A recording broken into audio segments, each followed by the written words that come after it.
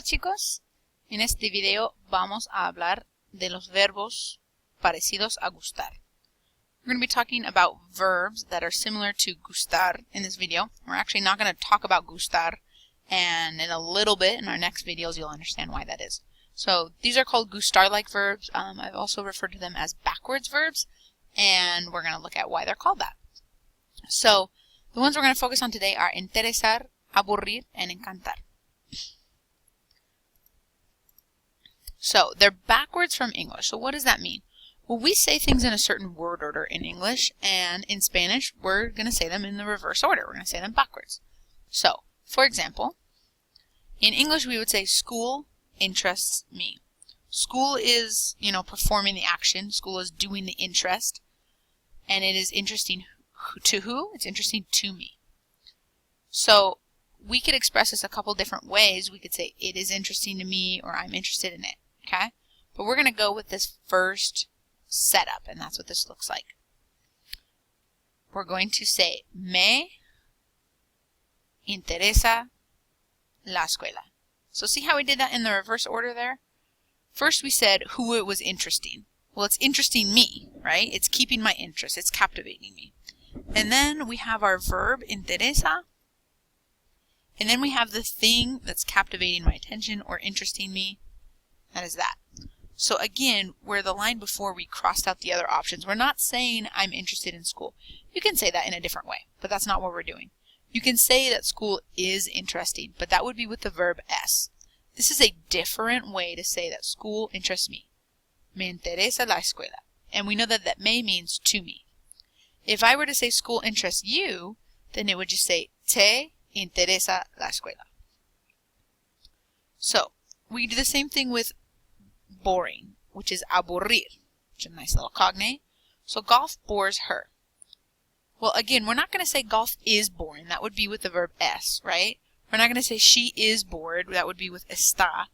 We're going to say golf bores her. Golf is our subject. Golf is performing this action of just boring you out of your mind, right? So golf is boring to her, so we're going to say le, to her, a ella. Le aburre, so we have our verb, we have golf. So again, we can see how it's working in reverse order. To her, bores, golf. Okay, it seems kind of goofy to English speakers, but don't worry about it. It's not that big of a deal. Just have to remember it works backwards. We'll look at another verb here, which is encantar. Encantar is kind of an unobvious cognate. It means to enchant. So knowing that, then you're like, oh, I guess that makes sense. So if something is enchanting you, or really holding your attention, it's probably because you love that thing, right? So it could be a certain type of music, or a style, or a certain food, right? It just enchants me. So to enchant is the definition, but we're going to use it like to love. Like, oh, I love, I don't know, white chocolate, okay? Or I love your sneakers, or I love when we don't have homework. Those would all be things that would enchant you, okay? This is not a way to talk about like romantic love.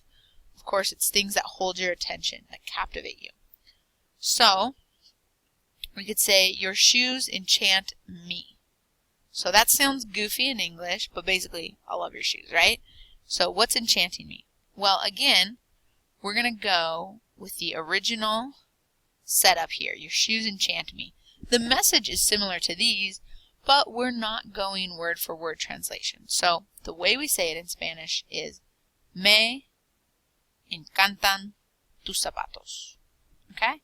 Again, we're seeing that backwards order. So let's put this to practice. Okay? One thing I want you to look at, a lot of students try to, since they want to say like your shoes enchant me, like I love your shoes, they want to say encantó. But remember that the shoes are enchanting me. So we're going to conjugate right here with this ending for los zapatos, because the shoes are the ones that are performing the action. If you said me encantó, literally, I enchant myself, or I love myself. So it's a pretty self-absorbed thing to say. So we want to stay away from that, okay? So let's practicar a little bit. We have, I love listening to music, okay? Or to listen to music enchants me. English class bores me. Oh, and I guess I gave you the answers there. So I want you to pause this, try and get those done, and when you're done, I'll click click the next one, you should get me encanta escuchar música. So again, we're going backwards. What is enchanting for you? To listen, escuchar, to music, música, enchants me. English class bores me. We're going to put the me at the front. Me aburre la clase de inglés. This one, sorry about the timing on that. History programs interest me, so me interesan los programas de historia. Okay? And that's why these are called backwards verbs. So we're seeing every time that we put the thing at the beginning is going to be the me if it's happening to me, or it's going to be the te if it's, you know, fascinating to you or interesting to you, or it's going to be the le for him or her, or the nos if we love listening to music, or the os if y'all love listening to music, or the les if those guys love listening to music. Okay? So the indirect object pronoun goes here, then you have your verb, and then you have whatever it is that bores you, or enchants you, or interests you. And that's it. That's how you use a backwards verb.